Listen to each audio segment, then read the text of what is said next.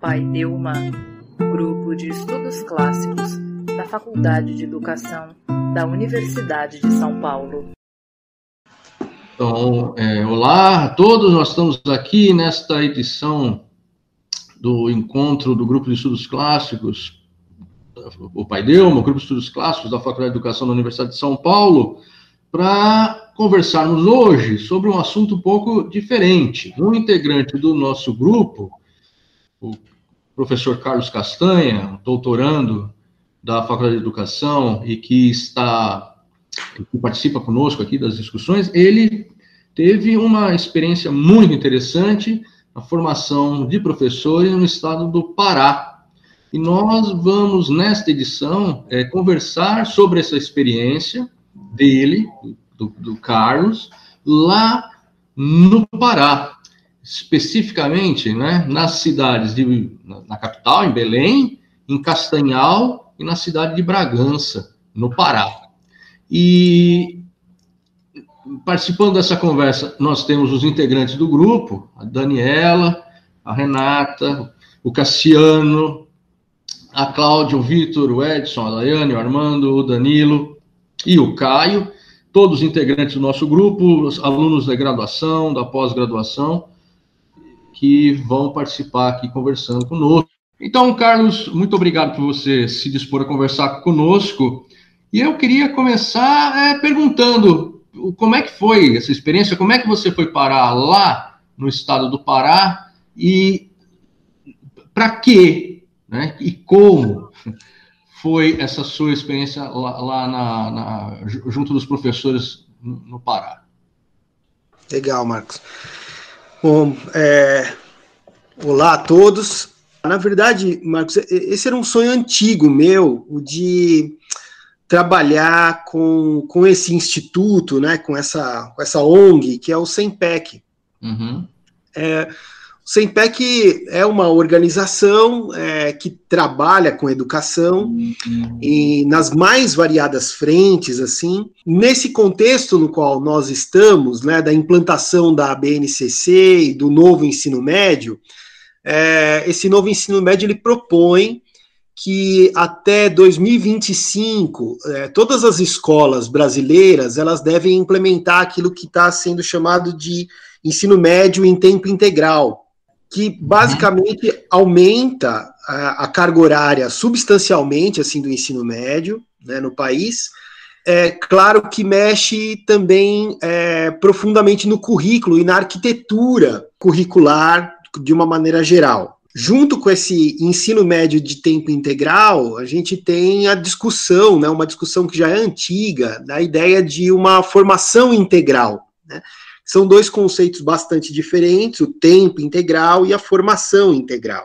Foi feito, então, um consórcio que uniu o SEMPEC, um consórcio de desenvolvimento integral no Pará, então o governo do Pará, a SEDUC, né, a Secretaria de Educação do Pará, financiado pelo Banco Interamericano de Desenvolvimento, junto com a Fundação Vanzolini, enfim, são vários atores que atuaram ali no governo do Pará para implementar esse ensino médio de tempo integral.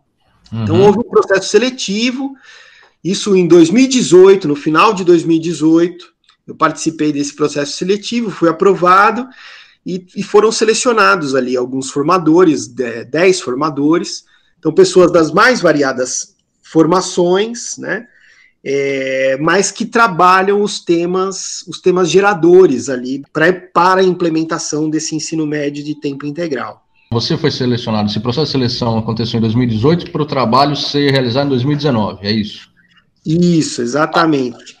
Então, esse consórcio, ele e a implementação, né, desse ensino médio de tempo integral, ele envolve muitas frentes de trabalho e muitas produções, muitos produtos diferentes, desde a produção de livros relatando as experiências, o processo do diagnóstico, né, de como está o mapeamento da educação no ensino médio no Pará, uma escuta dos professores, dos técnicos da SEDUC, do pessoal da equipe pedagógica também das várias escolas.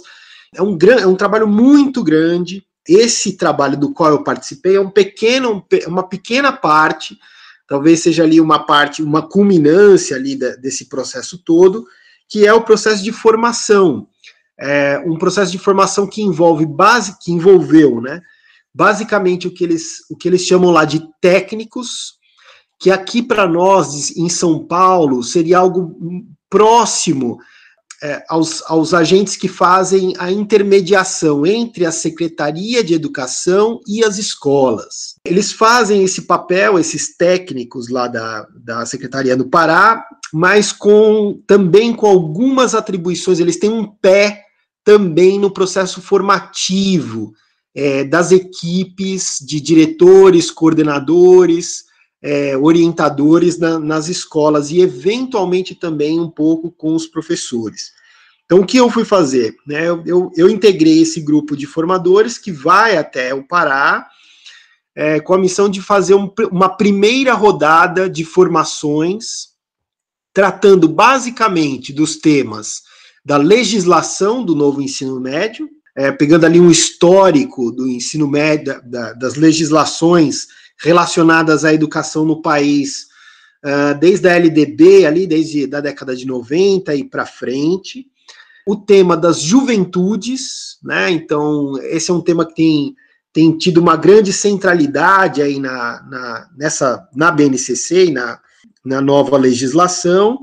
O tema do protagonismo juvenil, então a importância que, de alguma maneira, tornar os jovens protagonistas das suas próprias histórias e vincular esse elemento à própria educação é um elemento fundamental. E dois grandes eixos ali de implementação. Um é o que é chamado na BNCC de itinerários formativos e os projetos de vida, como o grande elemento integrador do currículo nesse processo todo. Então, eram muitos temas.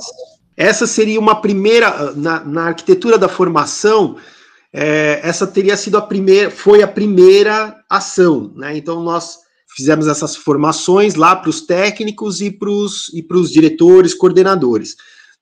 Numa segunda rodada, nós aprofundaríamos esses mesmos temas, também com esse mesmo público, e depois faríamos visitas nas escolas, em algumas escolas que aderiram, né, que foram as primeiras que aderiram ao ensino médio de tempo integral, enfim, para investigar e mergulhar nas práticas, né, em como as formações tinham tido algum tipo de resultado, algum tipo de efeito na prática ali docente, né. Uhum. Mas aí isso tudo foi interrompido pela pandemia. Eu voltei exatamente no dia que a gente teve lá o grande fechamento, em março, né, dia 14 e tal, então a gente entrou nesse clima da pandemia. Mas a primeira rodada foi realizada. Eu acho que nisso que você falou tem muita coisa que nós podíamos discutir, conversar aqui, e que tem a ver com os interesses nossos do grupo e tal. Tem a questão da própria formação dos nossos colegas professores. Qual é a diferença? Eu lembro de ter conversado com você ainda estava lá, nós chegamos a trocar, acho que uns áudios, e você falou do impacto que você sofreu ao perceber a realidade desses colegas nossos professores. A diferença, digamos assim, da formação que nós aqui estamos acostumados a temos, e a formação que eles têm. Como eu lembro de ter conversado com você sobre a impressão de você estar num mundo diferente, ou num país diferente, em que apenas a língua era comum. E eu acho que isso é uma coisa importante. A outra coisa, teu trabalho lá está ligado a atividades que você já vinha desenvolvendo aqui. E você falou de várias coisas, entre elas algo que é bastante interessante para nós, porque se conecta às nossas preocupações e ao seu trabalho, que é a ideia de projeto de vida. Você já tem uma jornada, um caminho, o termo jornada para lembrar, né, de algo com que você trabalha, a jornada do herói e tal, você tem um livro que trata disso, um livro que é utilizado nas escolas, quando você implementa nas escolas o seu projeto, tal. Então, eu penso que isso tem, essas duas coisas talvez sejam importantes. Primeiro, nós somos professores. Nós aqui fazemos parte de um grupo, mas nós somos professores. Alguns trabalhando na rede, outros não trabalhando por motivos por contingentes, outros trabalhando numa educação que não é educação, digamos, institucional, formal, mas somos professores, né? E como que nós pensamos essa realidade tão diferente da nossa, e como que nós pensamos a ideia de formação, a ideia de projeto de vida? Eu tenho uma pergunta para você. Foi considerado, você considerou, ou soube se foi nessa formação, como, por exemplo, um ponto de partida, se os próprios professores, diretores, enfim, os que participaram, têm um projeto de vida eles mesmos? Então, esse foi um dos grandes trabalhos, Renata, para a gente começar a colocar no lugar os conceitos. Uma das nossas preocupações lá no SEMPEC foi justamente essa de organizar conceitos. Talvez a maneira como os legisladores escreveram a BNCC, ou talvez a maneira como isso foi recebido, né? A gente sabe do atropelo da BNCC e da necessidade de atropelar mesmo, porque a gente estava ali num contexto de construção, né, dessa nova legislação, aí acontece o impeachment, golpe, a BNCC acaba sendo aprovada durante o governo Temer, e agora nós caímos no atual governo, né, que efetivamente não tem feito grandes ações para implementar essa história toda. Então, há uma grande névoa de confusão em termos conceituais. O que eu estou querendo dizer? Que tanto por parte do próprio texto da BNCC, quanto da recepção, há um ruído de comunicação e de conceitos aí envolvidos. Onde eu estou querendo chegar? Esse conceito do projeto de vida, Renata, ele acabou ficando muito misturado na cabeça de quem recebeu com o tema da flexibilização curricular. Como o projeto de vida acaba entrando ali no contexto da flexibilização curricular, então só para os colegas se situarem, dentro dessa nova arquitetura do ensino médio, o que está colocado? Um dos temas mais importantes é o tema do protagonismo juvenil. Dentro do protagonismo juvenil, se entende que uma parcela do currículo deve ser escolhida pelo aluno. Então, o aluno deve ter à sua disposição alguns itinerários, alguns percursos formativos que ele vai poder escolher, e também, junto com essa história, com esses percursos curriculares, ele vai, aos poucos, construindo e constituindo um projeto para si mesmo, um projeto de vida possível e desejável. Esses conceitos todos, por estarem próximos, mas serem diferentes, as pessoas acabam criando há muito ruído de comunicação. Então, esse foi um dos ruídos, Renata. As pessoas não entendiam muito bem o que era esse tal desse projeto de vida. Tanto é que quando a gente chega lá e escuta os técnicos, eu não tomei contato com professores efetivamente, mas sim com os técnicos, com diretores e com coordenadores. Havia uma mistura conceitual muito grande. Então, o que era itinerário, do que era projeto de vida, então a ideia de um projeto de vida coletivo, e aí a coisa não encaixa, porque o projeto de vida é uma narrativa do sujeito, é a sua narrativa sobre você mesmo, né? E isso não estava muito claro para as pessoas. Então, um dos nossos primeiros exercícios lá, Renata, eu aprendi isso com a professora Helena Freire, ela é neta do Paulo Freire, a gente fez esse treinamento lá no SEMPEC com ela, e um dos exercícios era o das histórias de juventude, né? Um exercício belíssimo, hiper delicado, que basicamente é criar ali uma roda de escutas, na qual você vai disparar uma memória de juventude sua e que você sente uma tranquilidade em compartilhar com os colegas, com quem está ali. Muitas vezes são pessoas desconhecidas, e aí você fala a sua história, né? Fala quem você é, fala a sua história, o outro escuta, e aí a gente trabalha depois as recepções dessa escuta e, ao mesmo tempo, a sua construção da sua narrativa sobre si mesmo, né?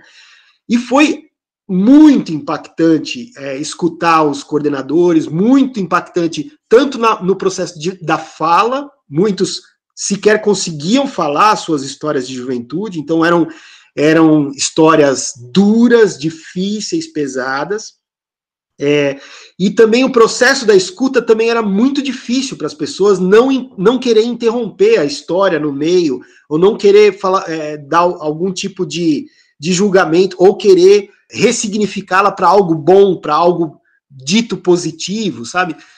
Então, esse processo da escuta, esse processo da construção de uma história de si mesmo, para aí sim, lá na frente, levar os alunos a construírem as suas próprias histórias, né, ou, de alguma maneira, criar um ambiente favorável à construção dessas narrativas sobre si mesmo, foi uma das nossas primeiras preocupações, mas, de novo, há muita confusão, há muito ruído conceitual sobre o que é o projeto de vida, o que é a flexibilização, o que são os itinerários, essa coisa está toda muito misturada ainda.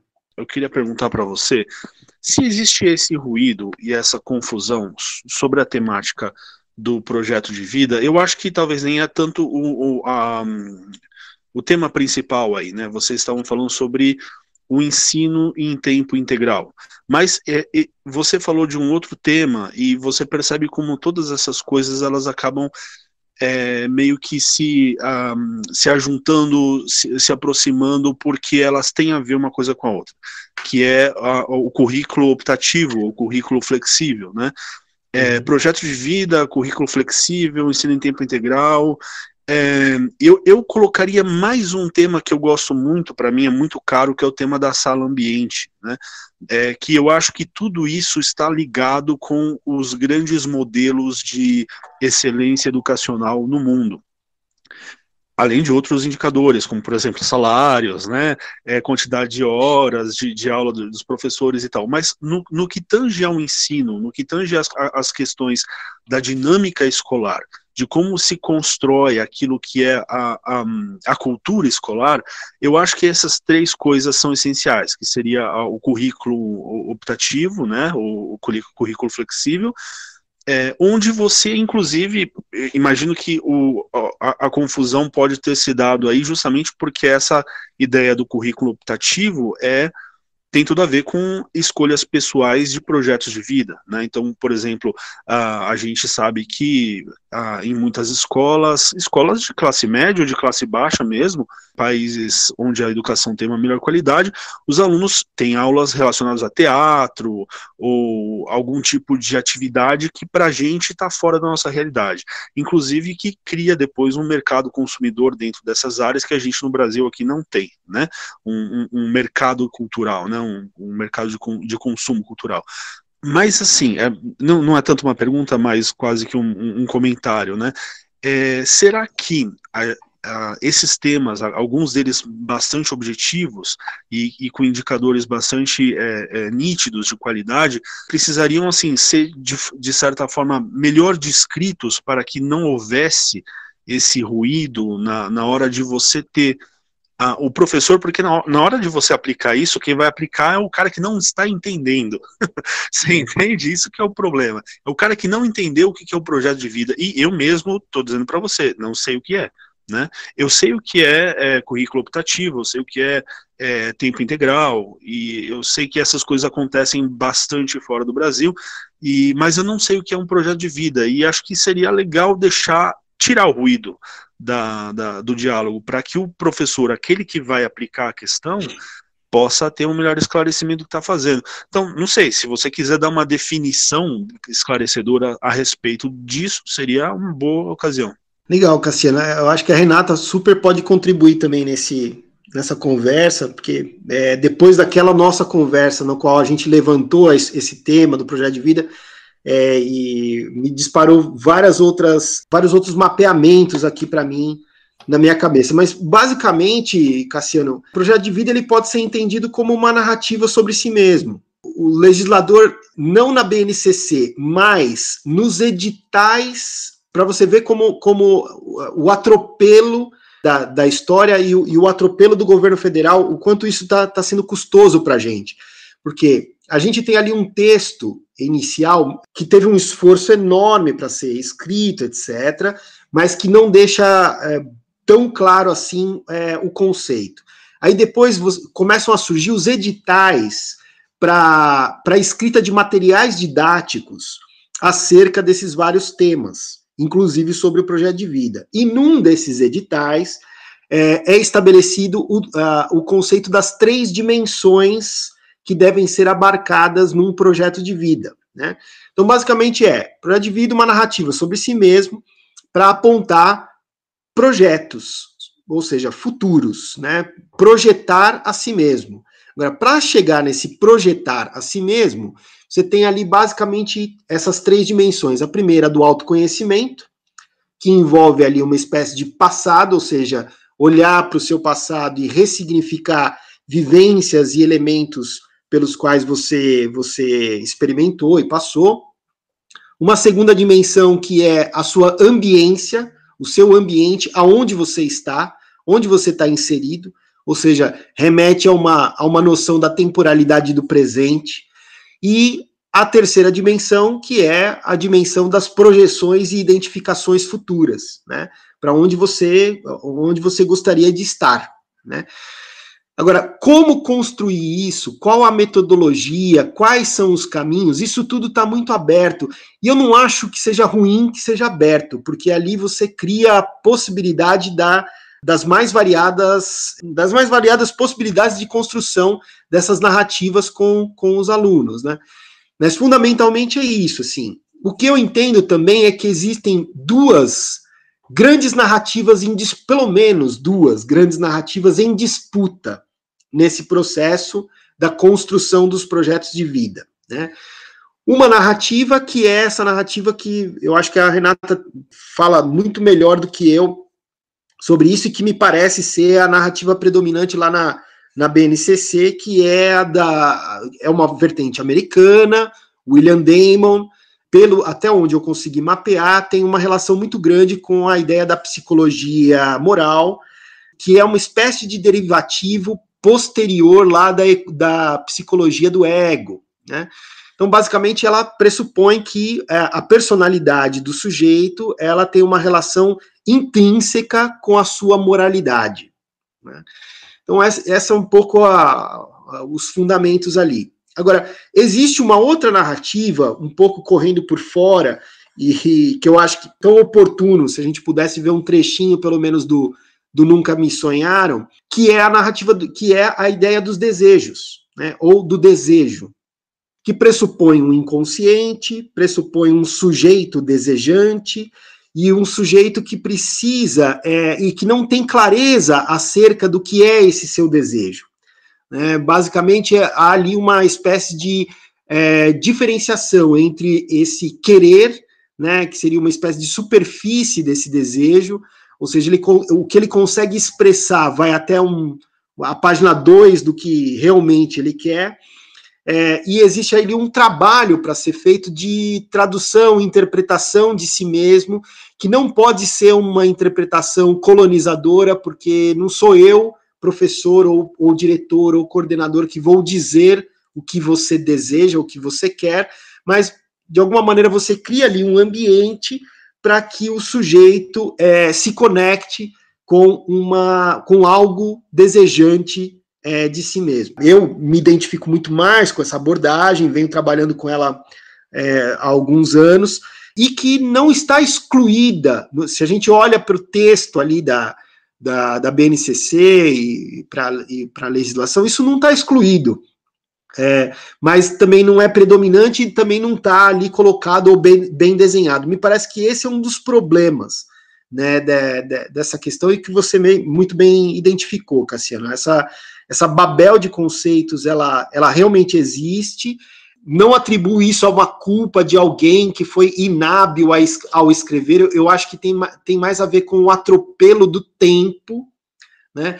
E que tem uma relação direta com as questões políticas que a gente vem vivenciando nos últimos anos no país, né? E com as disputas políticas, em que não se discutem esses temas que são tão caros, tão importantes, com a profundidade devida e com os atores devidos e com a amplidão devida, para que a gente chegue nesses conceitos de uma maneira um pouco mais consensual.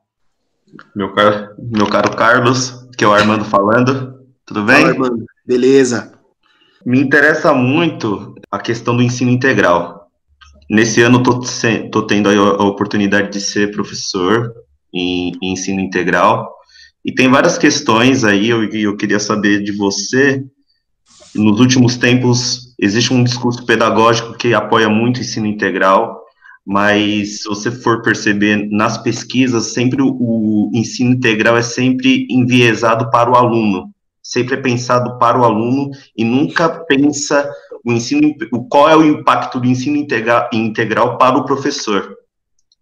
E isso é um tema muito assim, ninguém fala do ensino integral para o professor, ou existem poucos artigos ainda que estão contemplando o professor no processo do ensino integral. Parece que só a criança ou o adolescente que vai passar o dia todo na escola e não o professor parte desse processo formativo. Eu queria saber de você o que esses documentos esperam, essas normativas esperam da atuação do professor.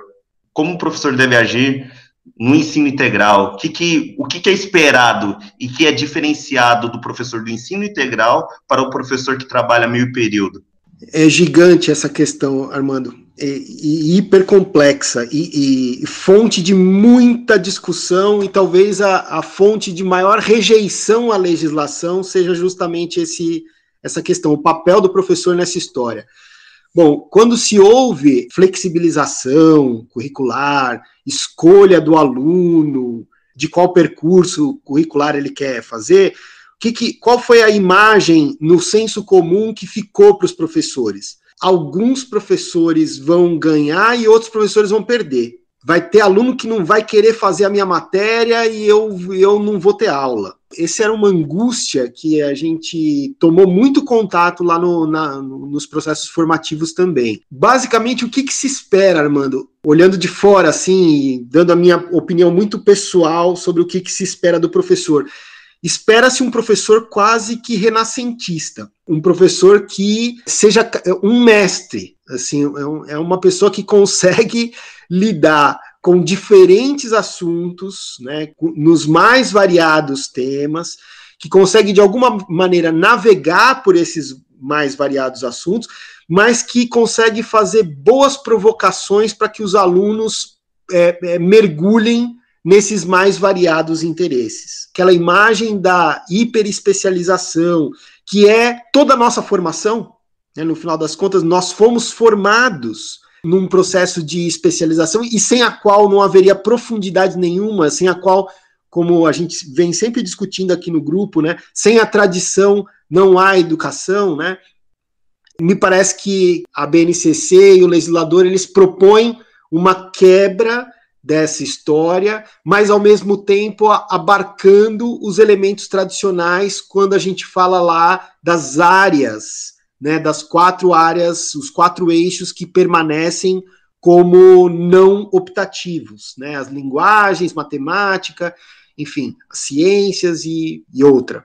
Você tem ali esses 4 eixos que, então, por exemplo, se a gente pegar lá a linguagem, a área de ciências humanas, a área de ciências humanas abraça a filosofia, a sociologia, a história, a geografia, de uma maneira ampla, né? Então, o que se espera de um professor que vai lidar com essa macro área? Que ele consiga navegar por esses assuntos.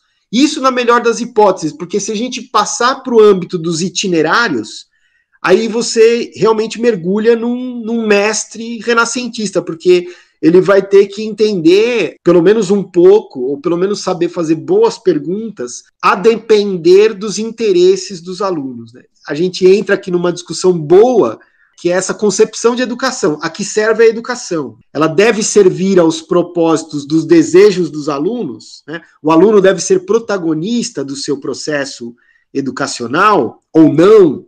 Então, essa é uma super discussão. O legislador atual, a BNCC, entende que sim.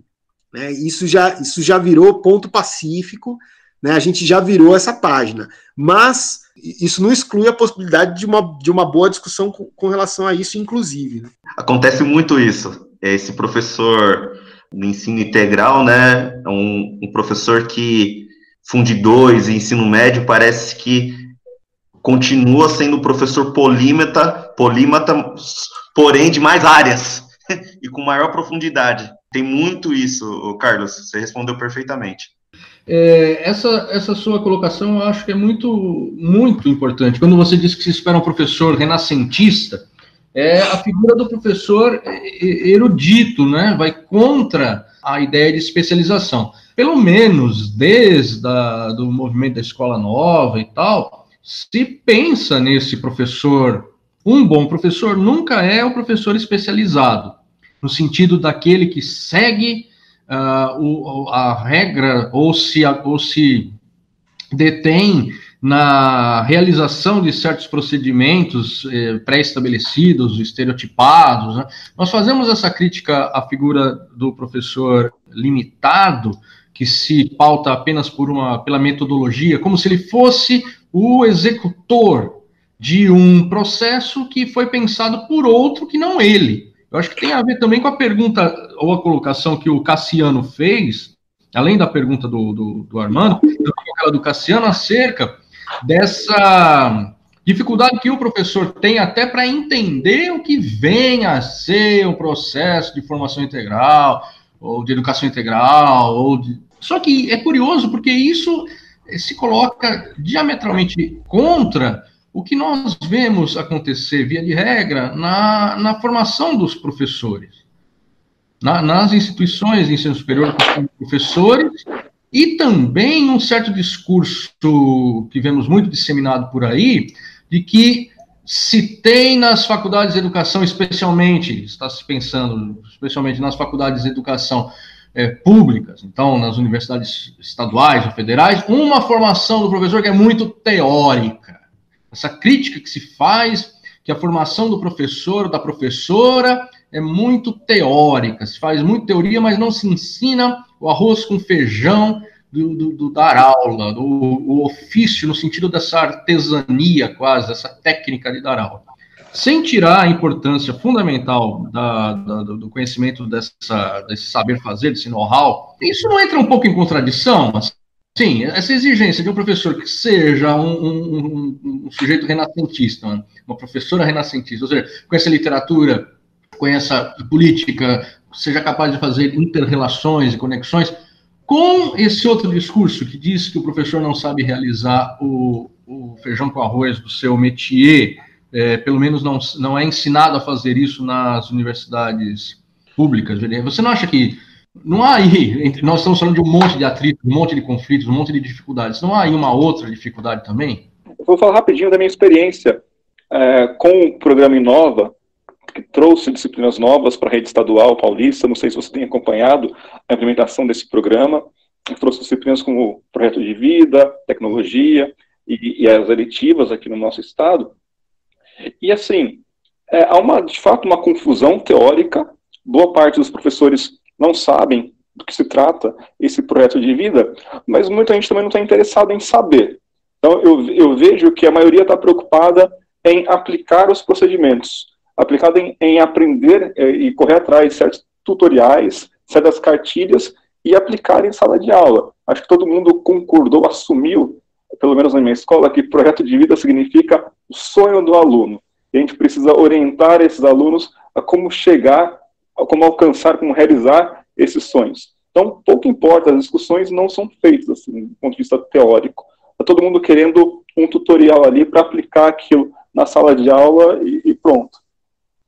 Só a primeira impressão que eu tive nesse pouco tempo de programa Inova na rede estadual. Eu vou pegar o seu gancho, Edson. Assim, por isso, exatamente por isso, é que, na minha concepção, essas duas narrativas que estão em disputa sobre como conduzir o projeto de vida, elas são, isso é tão importante, né? Então, de novo, De um lado, a gente tem uma narrativa americana, lá do William Damon, que parte da psicologia moral e que parte de um pressuposto. O pressuposto é, a pessoa sabe o que ela quer. Basicamente é isso. Então, falta só um espaço de escuta com tranquilidade e confiante para que ele expresse o que ele quer. E aí, você vai lá e usa a sua lógica racional, a gente mapeia quais são os valores, quais são as crenças, e conduz uma narrativa acerca dele mesmo, sobre o que ele quer. No outro lado, pelo menos a gente tem pelo menos duas dessas narrativas, e é a que eu compactuo, que vem lá da psicanálise, que passa lá na frente pelo Deleuze, que é a ideia de que o sujeito não sabe o que ele quer. Então, ele tem ali um querer, ele tem ali algo que ele imagina que ele quer. Então, o moleque que cria a imagem, o que eu quero é ser advogado. E aí, quando você pergunta para ele, mas o que é ser advogado para você? Aí começam a vir representações sobre o que é ser advogado. E talvez ele caia no, eu quero ser visto, eu quero falar, eu quero... E aí, você não precisa engessar o moleque no ser advogado. Ele, na verdade, ele quer falar. E falar, ele pode encontrar diversas formas, diversas representações para realizar essa noção do desejo. É aí que está. E são caminhos completamente diferentes de construção dessa narrativa sobre si mesmo, que seria esse projeto de vida. Esse outro lado, do olhar para o desejo, né, é muito mais complexo, muito mais sutil, exige um estudo e exige a sua capacidade de escutar o outro, né? E essa escuta não é qualquer escuta, né? Então você vai, de alguma maneira, ser permeado pela história desse outro, tentando ao máximo, óbvio que isso é impossível no campo abstrato, mas tentando ao máximo silenciar os seus próprios desejos impostos ao outro, né? Isso é uma questão. A questão que o Marcos coloca sobre esse modelo formativo, né? Como eu vejo isso, Marcos?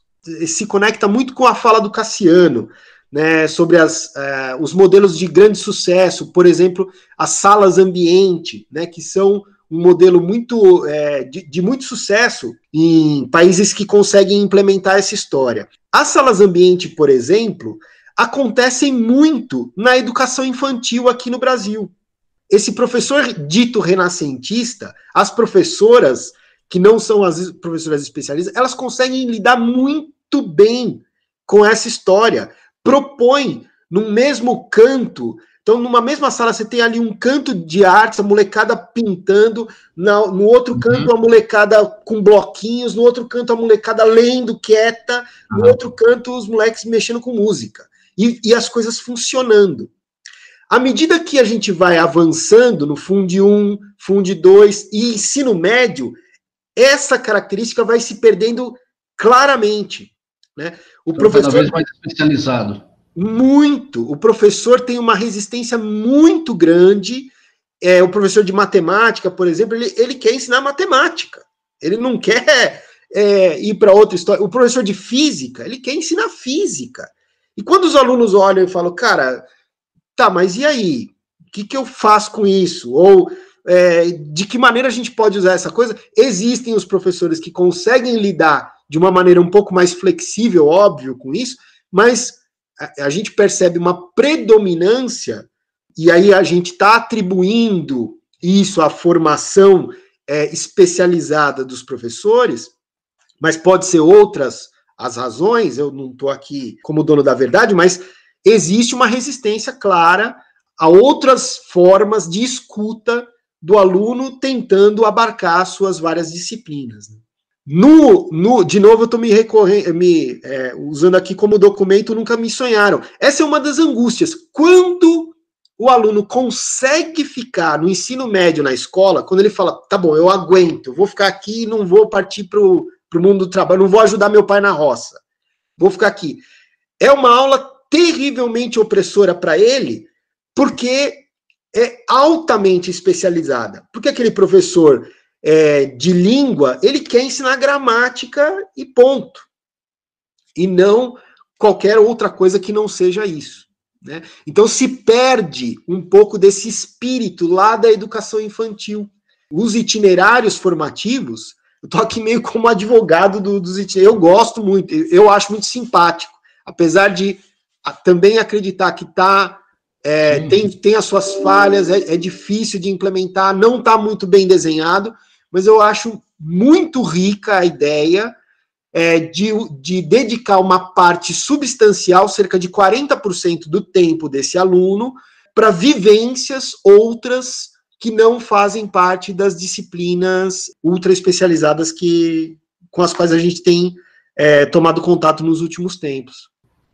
Eu considero que existe aí uma tríade, né, que eu considero a tríade sagrada da cultura escolar, que seria justamente o ensino em tempo integral, o currículo optativo e a sala ambiente, né? Quando a gente começa a discutir alguns problemas da educação, muitas vezes a gente esbarra em certos limites culturais que a gente não tem a menor ideia de como resolver. Então, por exemplo, eu queria fazer um currículo optativo, um currículo flexível, legal, mas como é que isso acontece numa escola onde o professor troca de sala de 45 em 45 ou 50 minutos?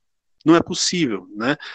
Ao mesmo tempo, como que você vai fazer a organização do espaço, né? Com alunos que não estão acostumados à disciplina de falar, olha, eu tenho a minha agenda aqui, agora eu tenho aula de, sei lá, história antiga, e o outro tem aula de cálculo, álgebra 2, ou coisa do tipo, né?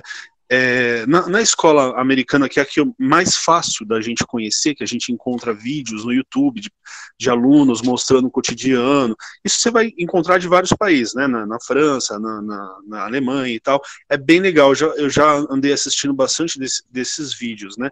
Mas na escola americana a gente tem mais informação, eles têm 4 matérias propedêuticas, né? Que é história americana, a língua inglesa, ciências, qual é a outra? E matemática. São 4 matérias que todos os alunos têm que cursar, né? E são só 4 matérias, olha só que interessante, né? E essa coisa de você ter uma educação variante, ela é muito interessante e ela cria muitas possibilidades para o aluno conhecer universos que ele não conhece e tomar decisões sobre o que ele não pode tomar sem conhecer, né? Então é muito difícil você chegar para um aluno com 15 a 18 anos de ensino médio, falar o que você quer ser se ele vive em uma redoma fechada de uma realidade social que não tem acesso a essas coisas. Então, como eu falei, por exemplo, o caso do teatro. O teatro é muito difundido, né? Tanto na França, na Alemanha, na Inglaterra, nos Estados Unidos, é muito difundido. Praticamente toda escola de ensino médio tem um grupo de teatro, né?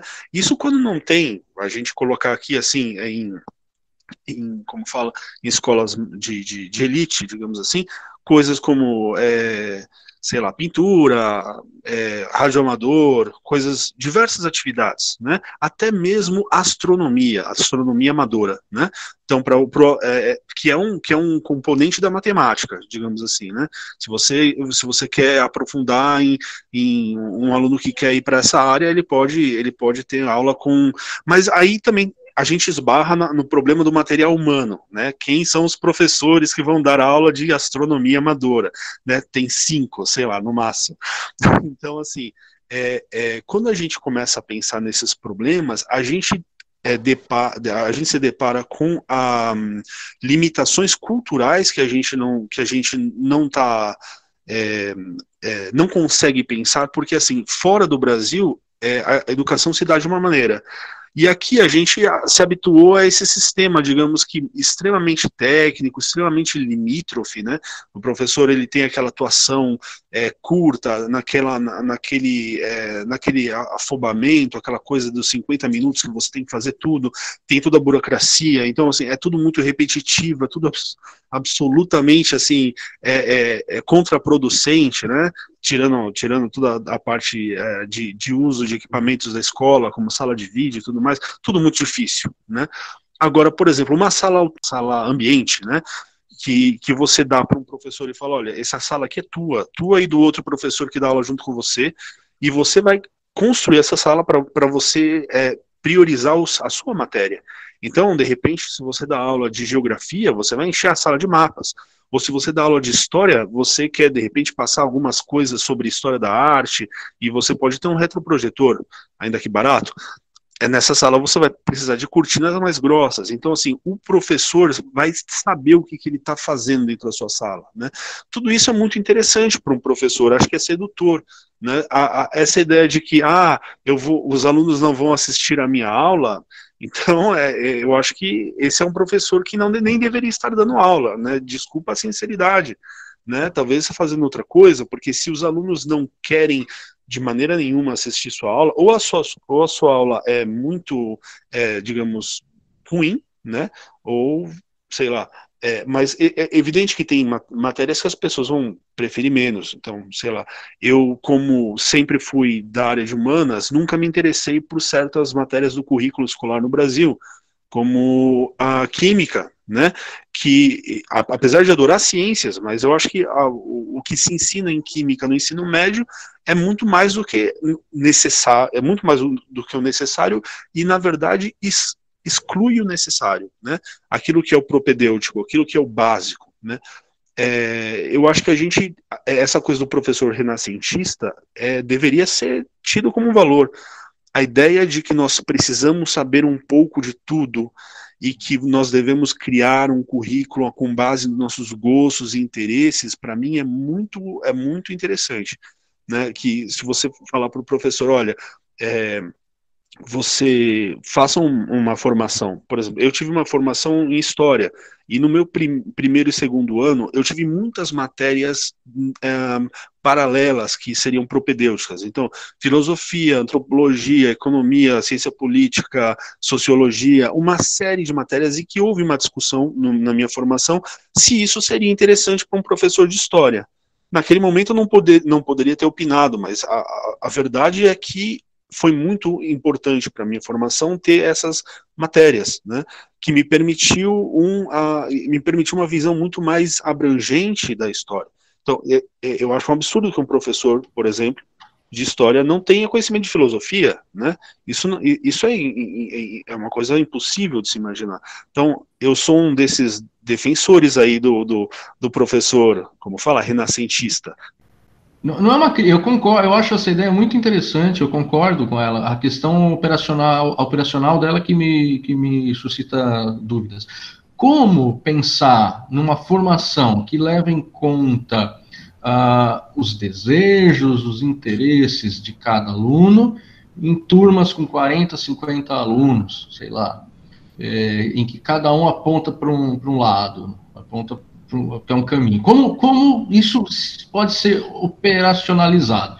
Como operacionalizar isso lá no Pará, na situação lá materialmente mais complicada, na sala de aula na qual faltam recursos básicos? Como é que eu posso operacionalizar isso, fazer isso acontecer?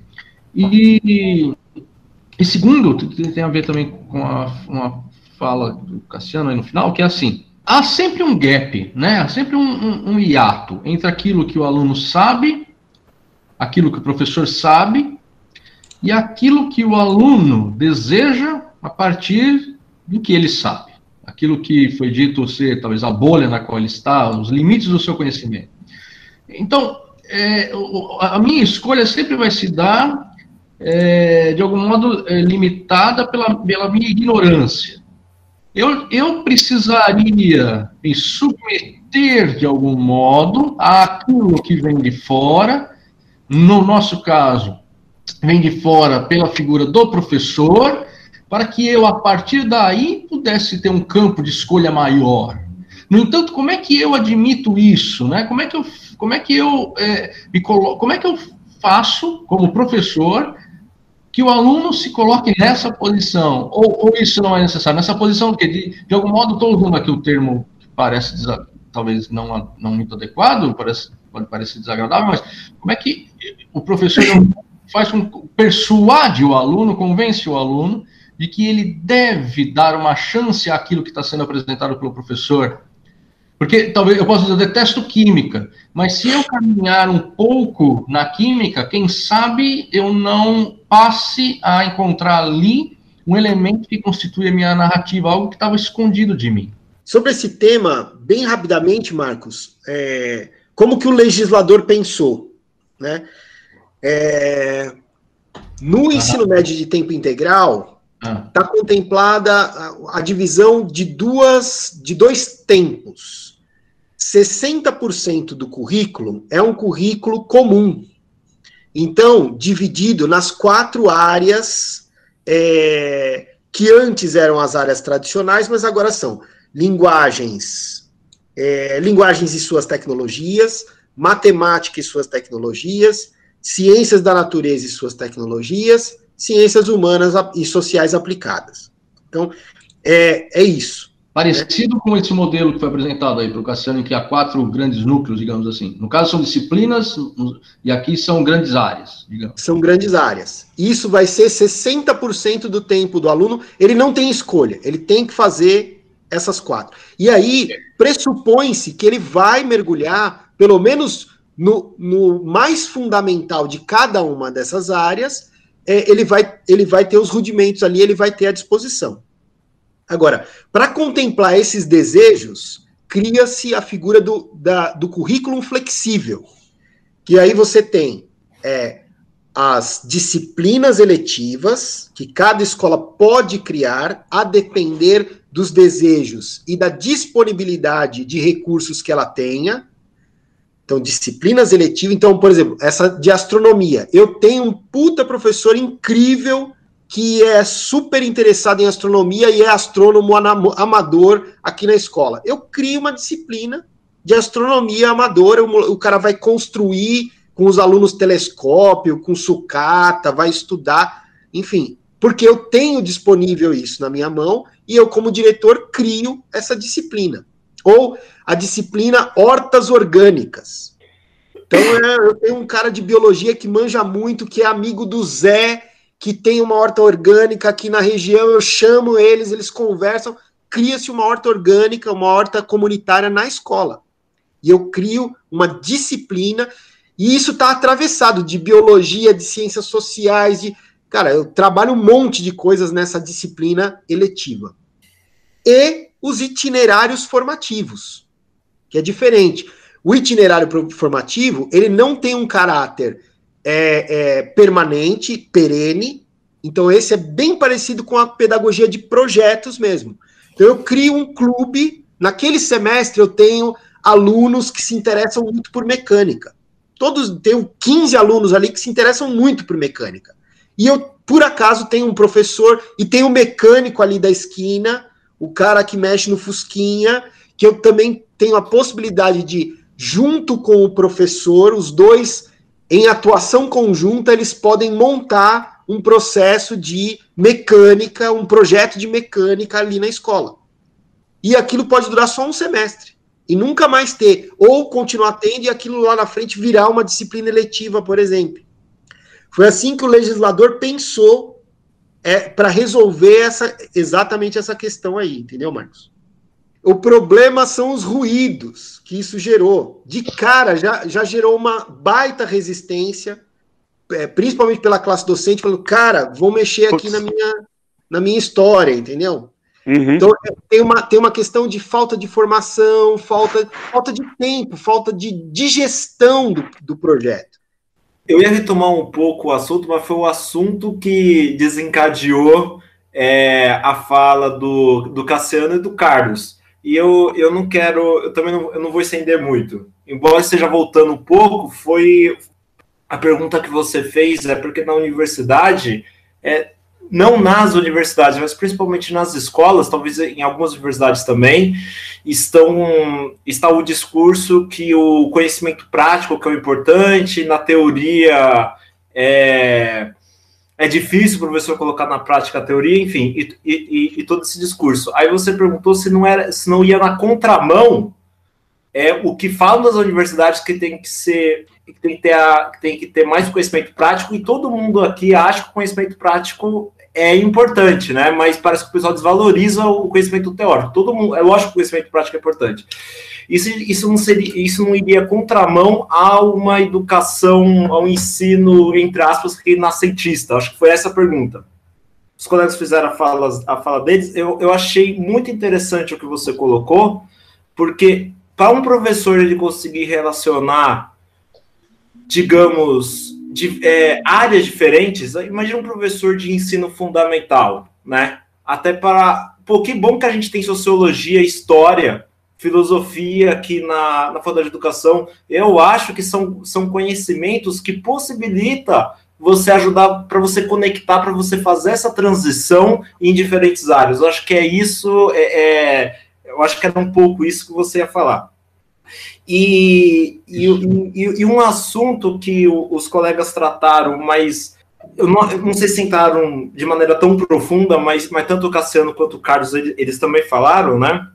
Do conhecimento, e o conhecimento teórico, o conhecimento prático, eu vou dar a minha opinião em relação a isso, porque os professores, eles falam muito, né, criticam muito os meus colegas professores na escola de ensino médio e que eu trabalho, que para quem tanto ensino teórico, que a faculdade não ensina nada, é porque às vezes eu penso que alguns dos meus colegas, eles imaginam que a teoria tem que servir assim: eu leio a teoria, eu faço aquilo dar certo. Aí, obviamente, quando ele tenta, ele vê que dá errado, porque eu não acho que é para isso, exatamente, ao meu ver, não é para isso que serve a teoria.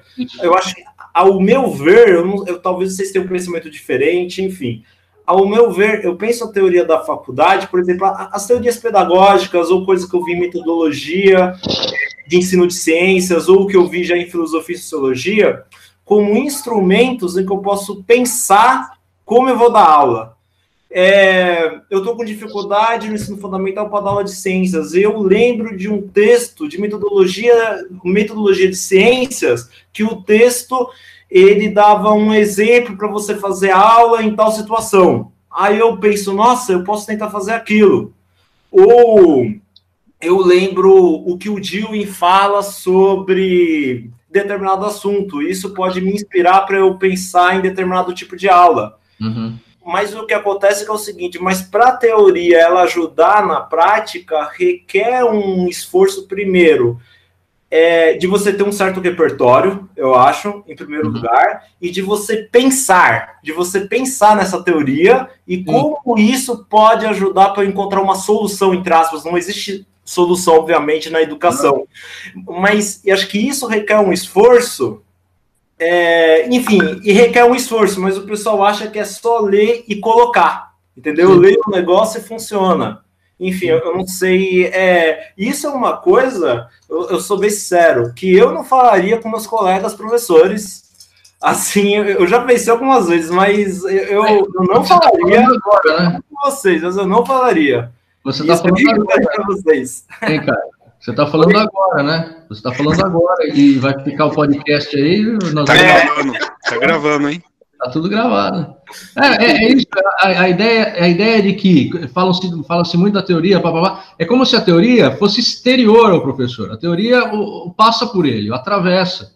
Ao invés de a teoria, de algum modo, operar na interioridade, né? No sentido da formação da própria pessoa, não no sentido da aplicabilidade da teoria, mas de que modo a teoria afeta a pessoa, né? Essa talvez seja a ideia. Mas requer um esforço, eu acho um esforço realmente você pensar do repertório que você tem, das coisas que você leu, para você ter alguma ideia, mas que eu acho que a maior parte das pessoas não pensa a teoria desse jeito. Eu vou ler e eu vou colocar e vai funcionar. Aí ela fala que na prática não é assim, ela fala a teoria não funciona. Então, aquilo que eu comentei com o Carlos, né?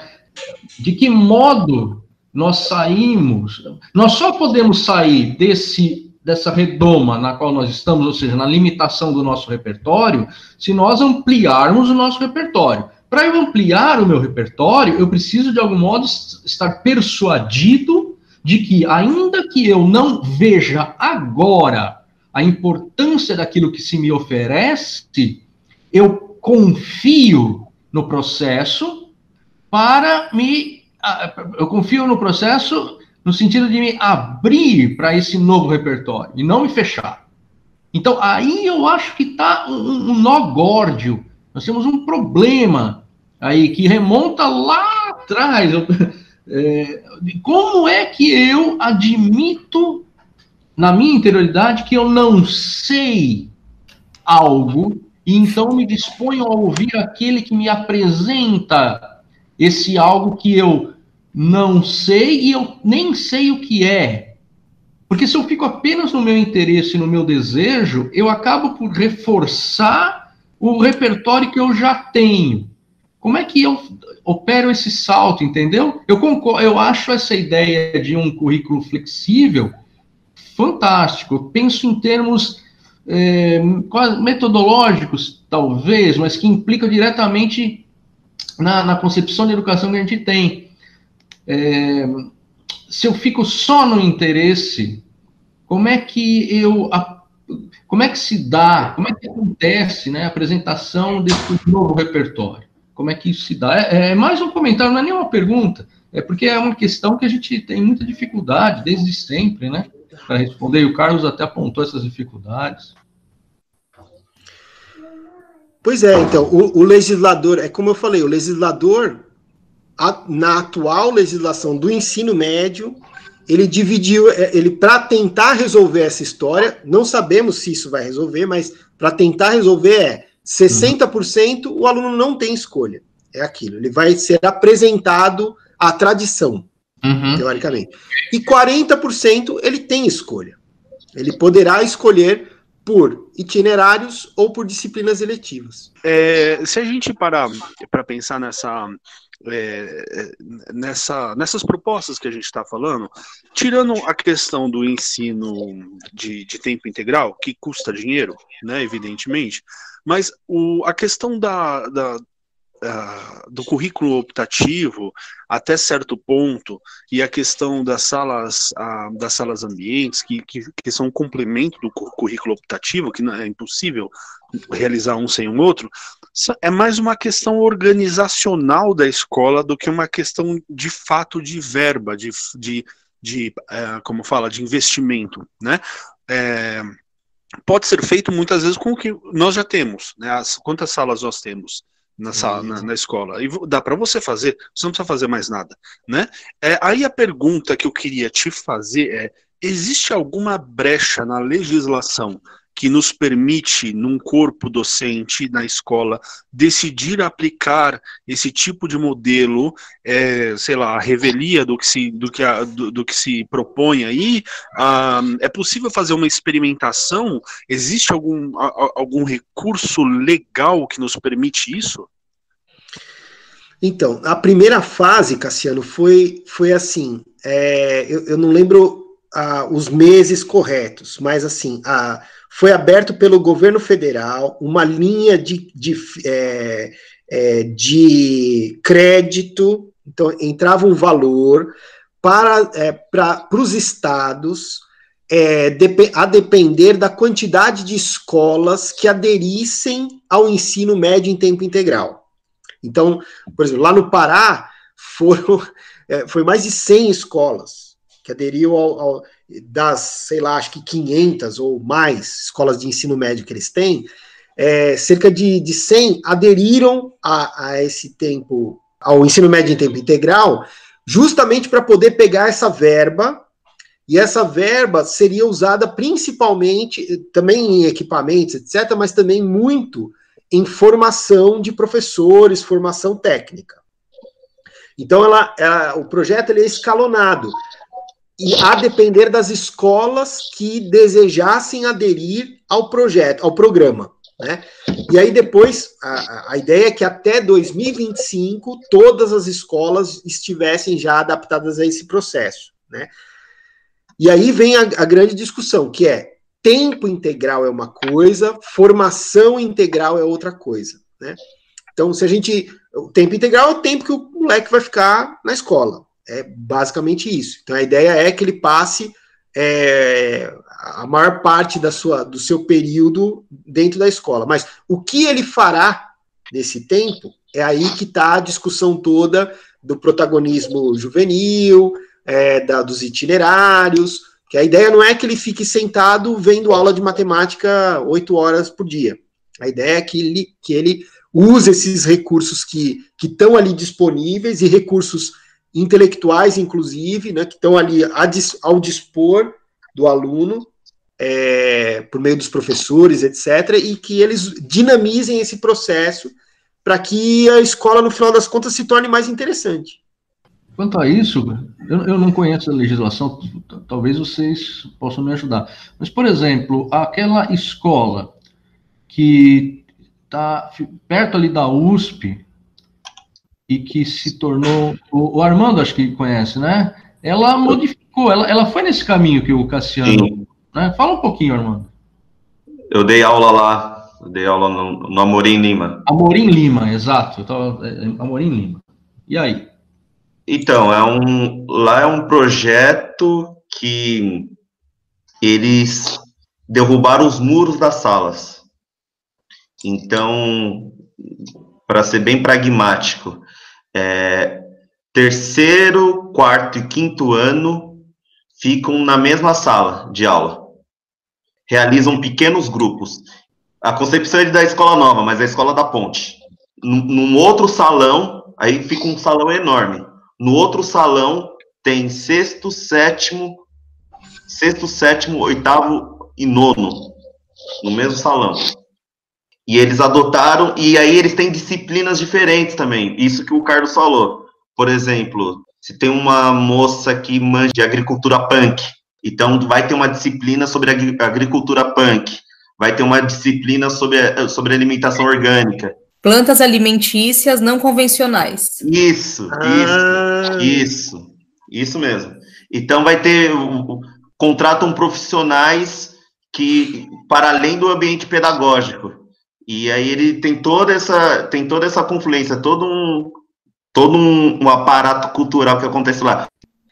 E o que eu acho que é bacana, assim, Marcos, é aproximar esse grupo, né, e outros da USP, dessas possibilidades de atuação, sabe? Fico pensando em vocês, putz, só tem cara genial aqui, eu fico aqui aprendendo com vocês, mas eu fico imaginando quantos professores do Pará, do Sergipe, do Maranhão, do Amazonas, do Acre não ganhariam com gente como vocês indo lá e fazer formação e pensar a educação, sabe? Acho que talvez isso é o que fale mais alto para mim quando você me fez esse convite de falar para esse grupo. Eu acho que a gente tem que pensar para além do ser professor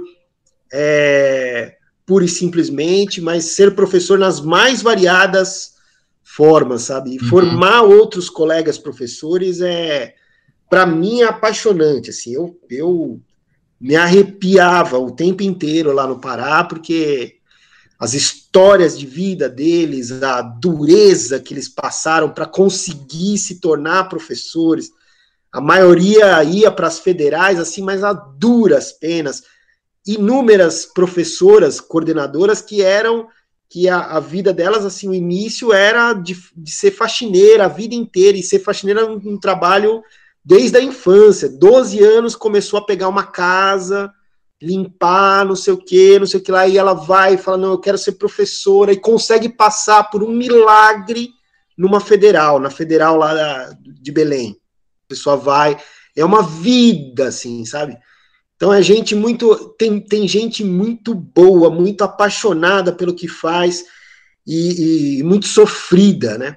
E eu acho que quando a gente traz alguma coisa da nossa experiência e se abre para trocar de fato e dialogar com essas pessoas, cara, tem uma mágica ali que acontece, né? Elas saem mais motivadas, com mais tesão para transformar outras vidas, para possibilitar isso para mais alunos, né?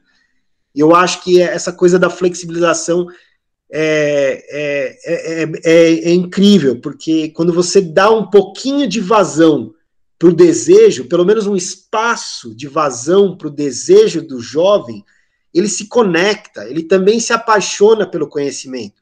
E talvez ele se apaixone lá pelo conhecimento mais tradicional. Sim, Só que sim. talvez a via primeira não é um conhecimento, não é a tradição. Ele não vai começar com Homero. Ele vai começar mexendo com carro, ele vai começar mexendo com horta, e dali a pouco ele se encanta com um treco que para nós é muito caro, né? Então, eu convido todos eu sou um entusiasta, assim, eu acho que a gente tem que levar essa história para os nossos colegas professores do jeito que for possível, sabe?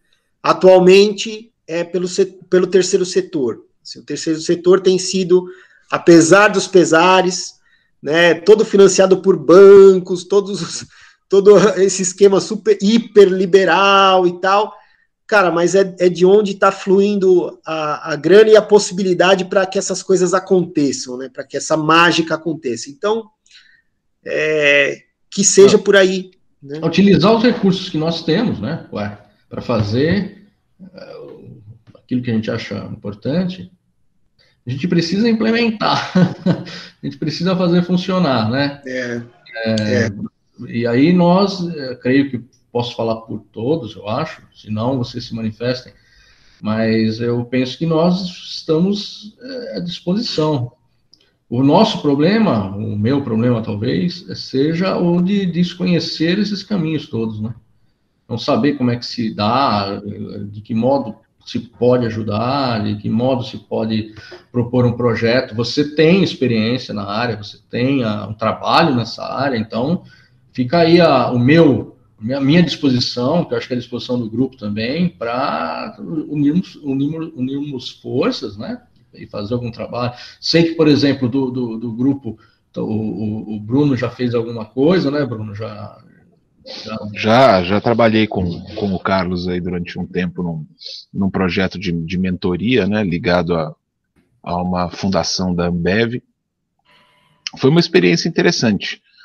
Não lidávamos com professores, lidávamos com, né, mentores, essa era a denominação, enfim, eram funcionários da Ambev que faziam um trabalho de orientação e, inclusive, de uma construção ou uma pré-construção de um projeto de vida com alunos que eram bolsistas dessa Fundação Educare, né? E foi uma experiência muito bacana, sem dúvida. Então, outras experiências desse tipo, né? O grupo aí está aberto para... Então, Marcos, essa abertura dos itinerários, ela abre um grande espaço para esse grupo, por exemplo. Então, certamente tem moleque aí pirado em mitologia, pirado em alguma coisa de antiguidade, entendeu? Se você constrói um itinerário formativo com esse tema de interesse e oferece, e de alguma maneira tem uma adesão, uma aderência dos alunos, cara, você criou um projeto, entendeu? Então, eu acho que essa é a beleza da nova legislação. Por meio dos itinerários, os mais malucos assuntos podem se tornar campos de interesse e de mergulho de aprendizado para os alunos, né? Paideuma, grupo de estudos clássicos da Faculdade de Educação da Universidade de São Paulo.